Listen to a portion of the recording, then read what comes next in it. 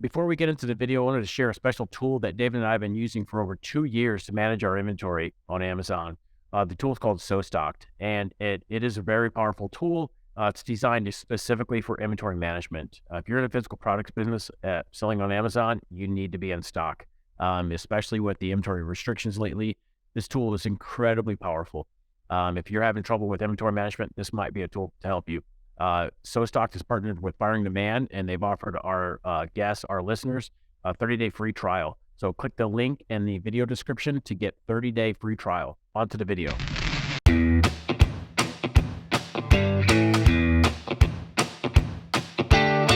Welcome, everyone, to the Firing the Man podcast. On today's episode, we have the opportunity to interview Rhami Aboud. Rhami's background consists of working as a UX designer for 10 years before firing the man and pursuing the digital nomad life. In 2020, Rhami founded Arch Web Design, a marketing agency for SaaS companies. To date, Arch Web Design has worked with over 200 SaaS companies. We are very excited to have Rhami as a guest on our podcast. Welcome to the show. Great. Thank you guys so much for having me. Absolutely. So to start off the podcast, can you please share with our listeners a little bit about your background and path to founding Arch Web Design? Yeah, for sure. Yeah, it's kind of a long story, so I'll start from the beginning. So when I was younger, I took my first web design class at 13 years old. And that was kind of when I was introduced to that world. So I used to do, coding, HTML, CSS. I learned Photoshop back then. And so that was my first foray into web design, into the world of web design. And I just, for some reason, just loved it. And it became one of my biggest hobbies. Now, fast forward to my early 20s. So I actually went to school for electrical engineering, and I hated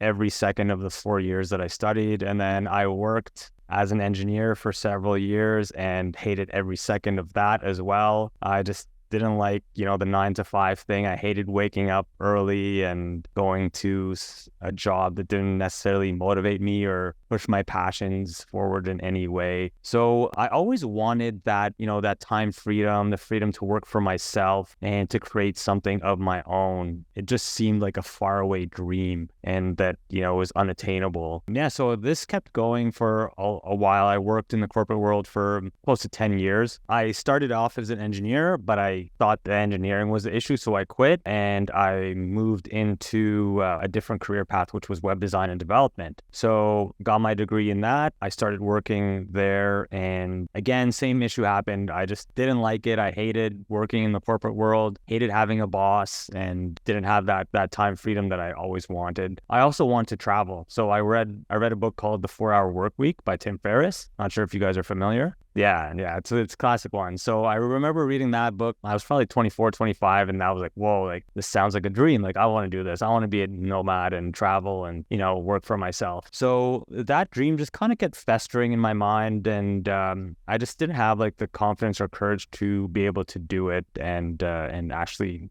get there. And then when I was 30 years old, I remember I was dating this girl and I was madly in love with her. I thought she was going to be the one, and she broke up with me. I was like the big push that I needed to, just start living my dreams and start doing what I wanted. And so I remember I made a decision. I was like, screw it. I'm quitting my job and I'm going to start traveling. So I did it. And 2 weeks later, I was gone. So I was living in Ottawa at the time, which is the capital of Canada. I was born and raised there. So I remember I gave in my 2 weeks notice, just booked a trip to Europe, and I had no clue what I was going to do, but I just knew that I had to do it. So I had no clue I was going to make money, what I was going to do for work, where I was going to even live or anything like that, but just booked a one-way trip to Europe. I knew I wanted to travel a bit. I had some savings, so I traveled, did my thing. I went to Bali, I went to Nicaragua. After a few months of traveling, I was like, all right, it's time to, settle down a little bit, start figuring this thing out. How am I going to make money? How I'm going to make this like a long-term sustainable kind of lifestyle. So I moved to San Diego, and I was trying to figure out my purpose. So that was always in the the back of my mind. I knew I was here to make a difference and I really wanted to help people, but I didn't know how. So now that I had quit my job, I had all this time and all this freedom, I started to kind of work to figure out what my purpose was and what I was going to do. In the meantime, I was freelancing as a web developer, making websites just to kind of get by and make money. And so for about a year, I was trying to figure out my purpose and I just didn't know how to figure it out and I didn't know what to do. So I kind of put that on pause and I said, you know what, like, what am I good at? What do I enjoy? I like making websites. I'm really good at it. So I'm going to start a web design agency. And that's where the agency was born. Okay. So that's where Arch Web Design came from. Now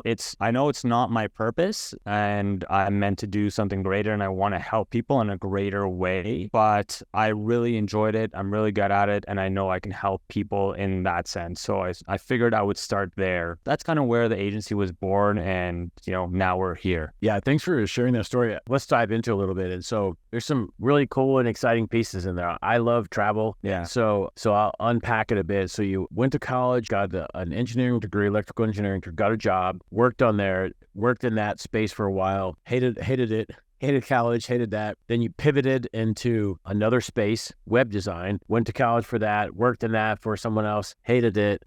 And then you had a life event happen, which, a lot of entrepreneurs, I think there's a traumatic event or some kind of a life event that sparks a change, a pivot. I mean, yours was an unfortunate breakup. And then you kind of reevaluated stuff and said, hey, I'm going to go, make a huge change, which that's gutsy. And so let's go back to that point. And then when you were there, what was going through your mind? And then, how did you quit your job? Did you just go in and quit, or did you put any thought into it? Let's start from there and then work up a little bit. It was always, ever since I read that book, The 4-Hour Workweek, it was always in the back of my mind. I knew I wanted to start my own business and I knew I wanted to travel, but I just didn't have the courage, or I was too comfortable basically. I had a well-paying job. I was, in a city where all my family and friends were. So I was just comfortable and there was no real need to do it. But then when the breakup happened, it just kind of made me realize I'm not happy with almost every aspect of my life. I didn't like the city I was living in. I was kind of growing apart from my friends a little bit, if you know what I mean? And I think just my heart knew that it was time to do it. So to be honest, the first few months after the breakup were pretty rough. I was, I lost a lot of weight. I was, in the classic depression phase. And so I didn't action it right away. It took probably 2 or 3 months. But then there just got to a point where I was I've had enough. I'm done living a life that I'm unhappy with, and I'm going to make changes, and I'm going to, be happy. So I remember once that just clicked in my mind. I don't know how exactly it clicked, but it did at some point, and I just made the decision. And, the next business day, I handed in my 2 weeks, and I kind of figured it out from there. There was also a bit of luck involved. I remember I looked online and I found this program that helped you become a digital nomad. So this was around back then. I don't think it's around anymore. And it was actually in Bali. That's the reason that I went to Bali. So that program kind of gave me the confidence to make the jump and help me figure it out. No, that's cool. And that takes a lot of guts to all of a sudden one day, I'm going to just quit my job and make a huge change. And so I commend you for that. It's Thank you. It's a big decision to make. And so before I kick it to David, you said you went to Bali and Nicaragua. What was did you do any crazy things or any really fun things or any cool experiences you want to share? Yeah, for sure. So Bali I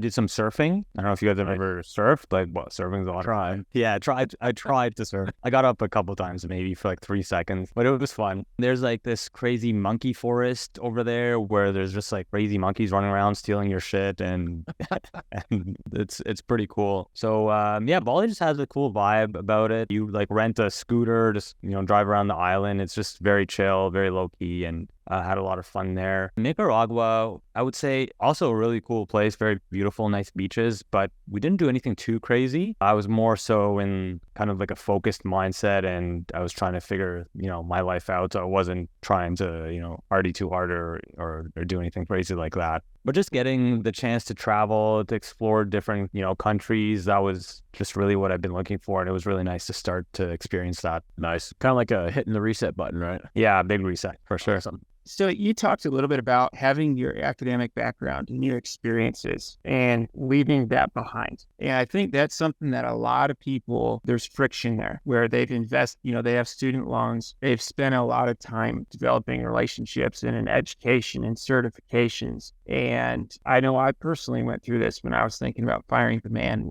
It's something I really wrestled with. Am I making a mistake by leaving all of this behind? And so can you talk about that? When you were deciding to make that pivot, what was some of the self-talk going on as you were trying to make that decision? Yeah, that's a great question. I still have some of that talk all these years later, to be honest. Like sometimes I think, oh, like, should I go back? Should I, like, am I wasting this engineering degree or, the other degrees that I have? But I think that's just your mind talking. Like if you really listen to your heart knows what it wants. And back then, when I made the decision to, make the jump to fire the man and do my thing, that was my heart talking. And I was fed up with my head, and your head is always telling you these things. And I think it's been a big exercise for me, even in the past few years, to kind of get away from using my head and using my heart for making intuitive decisions. Because, Ken, you're an engineer, and Dave, I'm sure you have this kind of logical mind as well. Especially as an engineer, you're just taught to be very logical. You look at the numbers and you have to basically prove it or else it's not real. That's the head talking, where else the heart is kind of the opposite of that. So it's hard to justify these decisions. Like your head will say, you went to school for 4 years, you spent all this money, and you made all these connections, so you should stick there. But my heart was telling me that's not what I wanted, and it was telling me from the beginning. I just never listened to it. So it's really an exercise in trying to figure out how to listen to your heart versus your head, which is easier said than done, but that's the only way I can attribute it to. The second thing I want to follow up on is you're talking about purpose, and I think that's something that's really, really, really important. And there are certain professions that lend itself to, for instance, both of my parents are in medicine. They go to work every day and are helping people. It's a very easy answer. My dad, someone came in with a heart attack, I helped them live. They are making a difference, and it's a very easy connection. I also struggle with that on how am I making a difference? And so as you've worked on solving for that, what have been some ways that you've kind of helped? What are some things that you've done that have helped you find that purpose? I think that's like an ongoing thing. So for the past year or so, I've been actually working with a purpose coach, and he's really helped me figure out that purpose, because I've really been searching for that purpose for the past, 5, 6, 7 years, if not my whole life, really. But really intentionally looking for that for the past year with a purpose coach. So he's helped me figure out, what I just said of trying to use my heart more versus my head. There's one exercise in particular that we did that has been the biggest game changer for me. And it's an exercise where figure out your true values. So there's a concept of true versus false values. Okay. So apparently people make about 80% of their decisions based on their false values, and that will lead you astray most of the time. So to give you an example, some of my false values are things like significance, validation, and control. Okay. And I was making a lot of my decisions towards those false values. And no matter how much of your false value you get, no matter how much validation you get, or no matter how much, significance you get, you'll never feel fulfilled or satisfied. So basically, I looked back and I was making a lot of my decisions based on those false values. And when I realized this, it kind of clicked.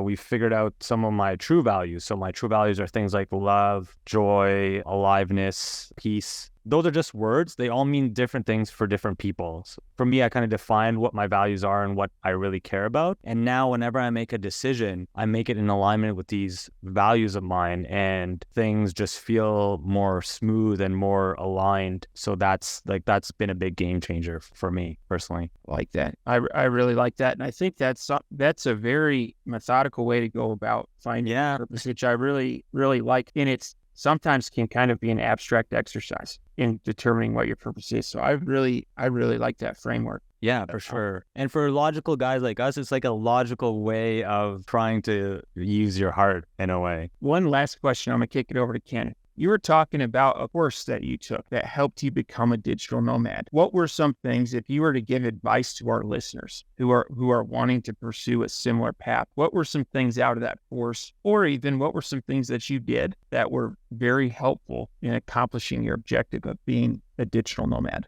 The first thing, before even doing that, the first question I would ask myself is why am I doing this? And because it's not for everyone, like I wouldn't advise 100% of the population to quit their job and become a digital nomad. Really dive into why you want to do it and if it's, something for you, because a lot of people just can't handle that level of risk or that level of uncertainty. So there's that aspect to it. And then some people like need that routine or need that accountability and structure of having the 9 to 5 in order to, be successful or thrive. So really take time to figure out, is this something I really want, or is it just something that sounds sexy and everyone else is doing it? So I want to do it as well. So before even making that decision, I would step back and understand why you're doing it or you want to do it. And then a few things that really helped me is just understanding business models. And so this is not necessarily like digital nomad advice, but just when you are figuring out, if you want to take the leap, let's say it is a yes for you. So understanding different business models and how they work and how it would lend itself to your type of business, I think that was something that I'd never really considered. In terms of the travel portion of it, there's a lot of resources out there that help digital nomads that I discovered back then.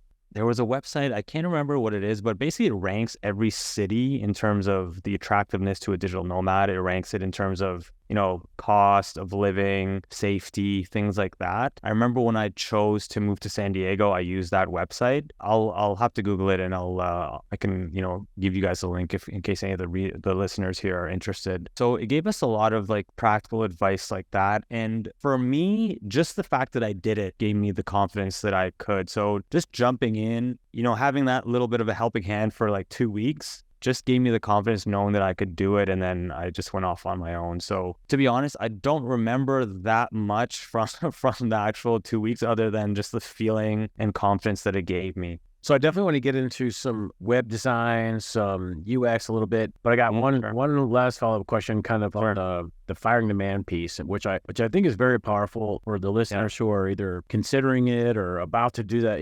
Hearing it from someone who has been through it is very powerful and moving. And so I want to touch on, it sounds like you've done some deeper work, more so than a lot of other guys. You've done some deeper work in finding your purpose. And so the question I have for you is around happiness. So can you share with the audience of your happiness, maybe even a level of like 1 to 10 from when you were in the electrical engineering space to when you were, in the web design space, working for other people to where you are now, and kind of how has your happiness adjusted or changed or improved or declined throughout those periods? I'll bucket the corporate life into one. So I'd say back then, I don't know, you're young, like the things I valued back then were so much different than now. I would say my happiness was probably in the 4 to 5 range. Like I'm very lucky. I've never been in a situation where, I didn't have food or shelter or anything like that. So I've always been very lucky. But in terms of happiness, I would say 4 to 5 in my corporate life. When I made the jump to become a digital nomad, definitely increased, got up to probably like a 7 to 8 at a certain point. Remember when I first moved to San Diego, like I was on a high and, it was the first time I was actually living the nomad life and, achieving that dream that I've had in my head for so long. I was pretty happy. So I'd say, around an 8 in the San Diego phase when I started the nomad journey. And then over the years, as I was doing it, I started realizing like, okay, I've started a business. I've been traveling. I've traveled, the world and seen a lot of cool stuff. But then the happiness started to dip and I wasn't sure why. And I think it's because I was missing that purpose and fulfillment piece. So there was definitely a dip in the happiness back down to, I don't know, let's say like a 6. And that's when I realized that it's time for me to start looking into that purpose piece. And that's when I hired a purpose coach and have been really digging into that. Ever since I hired the purpose coach, it's been slowly getting back up, not to the level where I want to be. There's a lot of work to be done, a lot of internal work to be done there, not just finding your purpose, but also, there's traumas and issues that you have yourself that you want to work on to kind of unlock that piece. Because for me, my biggest issue is just, using my heart more and opening it up and trying to make decisions based on that. that. So that's been a big piece that I've been working on. Yeah, no, I appreciate you sharing that. I know it's a personal issue, but I think it's, it's important for people to hear that and to see someone that's been through this journey and how making these pivots and changes has impacted happiness up and down, and commend you for following that and pursuing your purpose and making that more meaningful. I think more people should do that. So I appreciate it. So let's get into some web design stuff. When you take on a project or a client for a website, what are some of the top things that you need to know, analyze, or figure out in order to make, the best design? Are there should it be a flatter design, meaning less pages? Should it be more content? What are you looking for there to get the best user experience, if you will? The first thing that we look for is, does that company need a new website? So we look at it both in terms of designs and conversions. Okay, so in terms of design, is it consistent? Does it look good? And that's kind of more subjective. There are rules for design, of course, but it's a bit more subjective. So that's one thing we look at. The second thing is conversion. So that's data. That's not subjective at all. It's very objective. So how is the site converting? Is it hitting your goals? Okay, basically, some of the main metrics that we look at when we ask those questions is, what is the main conversion rate for your website? So let's say you're an e-commerce brand, your main conversion is, buy X product. So what is the conversion rate on that? Is it within the metric, or is it within the range that we're looking for? If it is, then, that's great. We can always improve it and make it better. But if it's, most of the time what we see is it's not within that range, it's much lower. So in that case, that's when we say, yes, for sure, we want to help you. And this would be a home run for, both of us. Just to summarize again, the design is the first thing, and then the data is the second thing, and specifically the conversion rate. I warn you with this next question, my inner accounting nerd is about to flare up. With the website, there are a number of areas that you can invest, right? You can invest in content. You can invest in paid ads. You can invest in the actual design of your website. As an accountant, I'm always looking at return on investment. With the clients that you've worked with, which activities tend to have higher ROI? On the flip side, which types of activities tend to not have a high ROI if we're pointed at increasing our conversion at whatever that would be? There's no specific answer. It's kind of like a chicken and egg scenario, because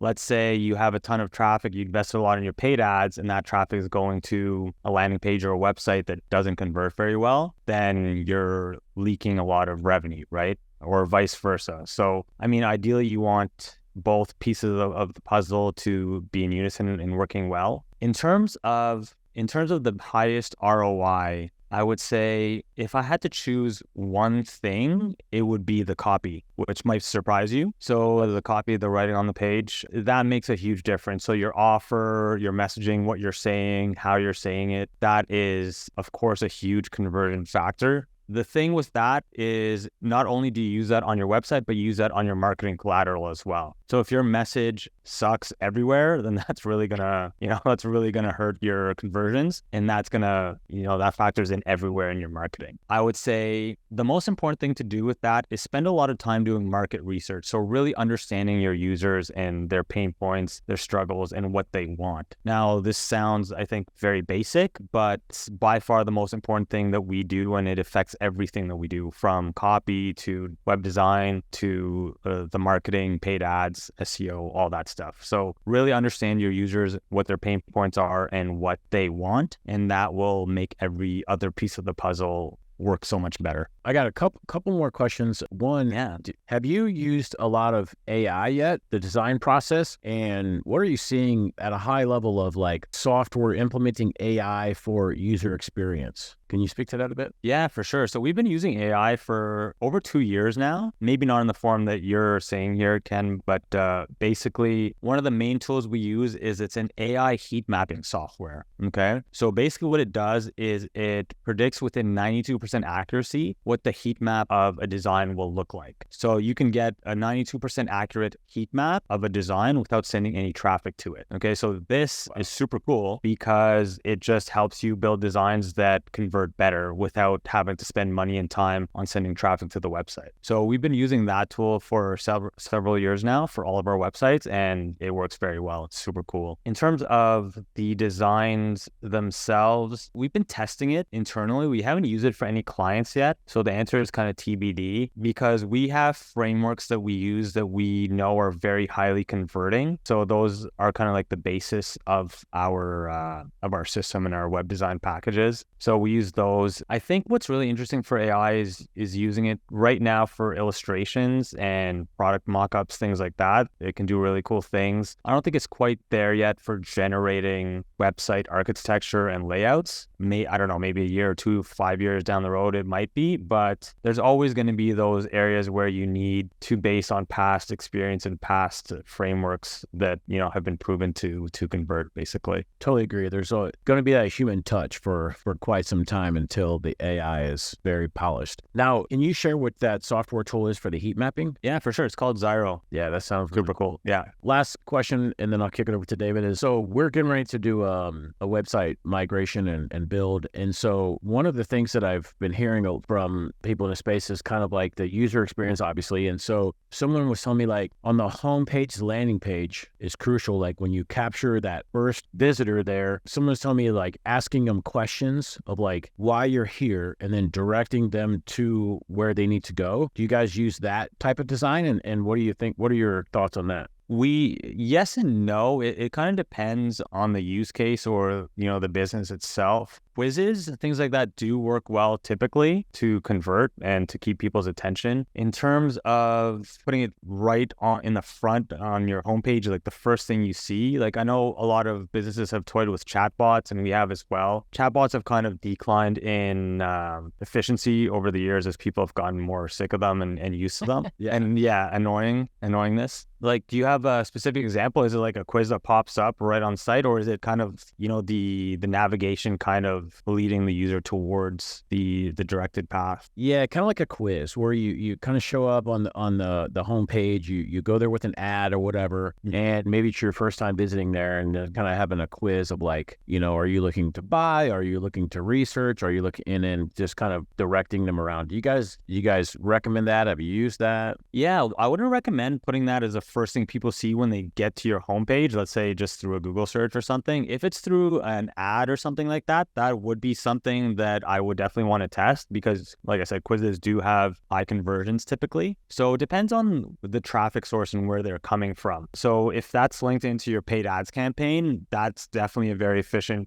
campaign that you could use because, after you ask them questions, they're engaged. And then at the end of the survey, let's say, then you ask for their email, they're going to be very likely to put it in because they just spent all that time and effort in answering your questions. And if you made the quiz kind of fun and, released their pain points and gave them like a taste of what it's going to look like, then it could be a very powerful tool to get those conversions. So maybe like for the ad, the traffic that's coming over from paid, maybe a separate landing page with a questionnaire, but then the homepage and not on that. Yeah. Typically we discourage things like pop-ups or things that don't help you understand the website if you're just landing there for the first time, because you have to assume if it's just, traffic from Google or something like that, then they want to learn more about your product before you are, bombarding them with, pop-ups or things like that. Yeah. Before you hammer them with all the pop-ups. Yeah. And so, okay. Yeah. Fair enough. That does make sense. Awesome. So next question I want to cover is a lot of our listeners, if they are wanting to have a website, one of the first questions they need to ask themselves is what platform? We're talking a little bit before the show. You got Shopify, you got WordPress, you got Webflow. Go through those and talk about maybe some pros and cons of each one and which one may be a better fit for what people are looking to do. There's never like a correct answer, but there's platforms that are better suited for things. The first thing I would always say is like whichever one, if you're building it, if you're bootstrapped and you're building it internally, I would say go with the one you know the best in general, because it'll be a lot easier and quicker for you. However, if you have the flexibility of choosing, then I would say in terms of e-commerce, the choices are very clear. It's Shopify or WooCommerce. Those are the only two that I would ever consider. I would say Shopify is a bit easier to set up and get going with, and it has very good inventory management. WooCommerce also has good inventory management. It's a little bit harder to set up and maintain though. So those are the two that I would go with if you're looking at an e-commerce platform. Webflow is, to be transparent, Webflow is a tool that we use. We're an official Webflow partner. However, we chose Webflow for a reason. Webflow is very good if you're building a marketing website because of three factors. So number one, the page speed and performance that you get on a Webflow build, if you build the website properly, is better than anything else on the market. So that's number one. This is good because obviously good for the user experience. Everyone wants a fast website. And then it's also a key SEO ranking factor and a conversion factor. The slower that your website loads, the lower your conversion rates are going to be. So yeah, like in a nutshell, if it's a marketing website, I highly recommend Webflow. They don't use Webflow for e-commerce. It's not there yet. They do have an e-commerce feature, but it needs some tweaking. If you're in the e-commerce space, definitely do your research on WooCommerce versus Shopify. Rhami, now is the time for the Arch Web Design plug. Can you describe Arch Web Design, kind of what you do there and who could be a good fit for a client? Yeah, absolutely. So we're very focused. It's going to be a very straightforward pitch. We make beautiful, high-converting websites for SaaS companies. That's what we do, and we do it very well. There aren't a lot of other agencies out there that are that focused. I think that gives us a huge advantage because, like you said, we built over 200 SaaS websites specifically. We've managed millions of dollars worth of A/B testing campaigns, and all that data is what we use to make our websites and create the design frameworks, which are super high converting, and also they look awesome, and every website is completely unique to each client. Yeah, if you're listening to the show and you got a SaaS company and you're ready for a redesign, give Rhami a shout. Or if you're in e-commerce and you're thinking about pivoting into SaaS like a lot of people do, maybe it's a good fit. Anything else we want to cover before we get into the fire round? Yeah, sure. We also have an awesome new 38-page guide on how to increase your website conversion rates. So you could use this across a variety of industries, completely free, and it's packed with a ton of value, and it's probably our best lead magnet yet. So yeah, feel free to download that, and I think it'll be really helpful. Awesome. And to all of our listeners who are driving, keep your eyes on the road. We'll post a link to that in the show notes. Let's get in the fire round. Yeah, Rhami, are you ready for the fire round? Yeah, let's go. All right. What is your favorite book? My favorite book, I'm gonna give you three real quick. So Proof of Heaven is my favorite personal book. It kind of describes how this very logical neurosurgeon had this crazy like near-death experience, and he saw heaven in a nutshell. So that was a really cool read for me as a logical person as well. In terms of business, my two favorite business books are number one called Built to Sell. So it kind of explains how this company went from a service-based agency and turned it into a productized offering in order to sell it and, get a higher valuation. So I thought that was a really cool read. Another good book is called Never Split the Difference. So it's basically a book that teaches you sales and negotiation tactics. So anybody in sales or in business really could benefit from that. Mm-hmm. Awesome. Great read. What are your hobbies? My hobbies is I'm a big football guy, so I'm a LA Rams fan, and I currently play flag football. That's one of my favorites, and then I like to lift weights, go to cafes. I do read also, and I have been getting back into video games. Currently playing God of War, so those are some of them. I saw the marketing for that one. That looks really cool. Yeah, it's pretty cool what they can do these days. Yeah, absolutely. What is one thing that you do not miss about working for the man? I have a list. Number one is waking up early and not on my time. I'm not a morning person, so that's like the biggest thing. All right, last one. What do you think sets apart successful entrepreneurs from those who give up, fail, or never get started? If I could boil it down to one thing, it would be just or two things, let's say consistency and courage. So courage to make the leap. And then once you're there, just you have to be consistent. There's so many people that have started something, they have a great idea, but they're not consistent enough to make it happen. Like you have to have that work ethic to be able to day in and day out work on it, be focused, and just get that done. It's tough. Like entrepreneurship is not easy. It's not sexy all the time or most of the time, but you just have to be consistent, show up every day, and I believe that will help you succeed. Excellent advice. Absolutely. I want to thank you for being a guest on the Firing the Man podcast. If people are interested in getting in touch with you or working with Arch Web Design, what would be the best way? Yeah, sure. So I'll give you a link to our website down below. You can, book a time to chat with me. It's directly with me. So I'll be there to chat if you guys want to talk about your website, conversion tips, anything like that. So happy to do that. And if you just want to connect with me personally, you have my Instagram and the links below, and, shoot me a DM and we can have a combo. Well, sounds great. Well, thank you so much for being a guest, and we're looking forward to staying in touch. Yeah, Dave, Ken, thank you guys so much. It was a lot of fun. I really appreciate it. Thanks for watching this video. If you got some value out of this, would you please hit the like and subscribe button? This is a free way to support the show, and it really helps us build our audience.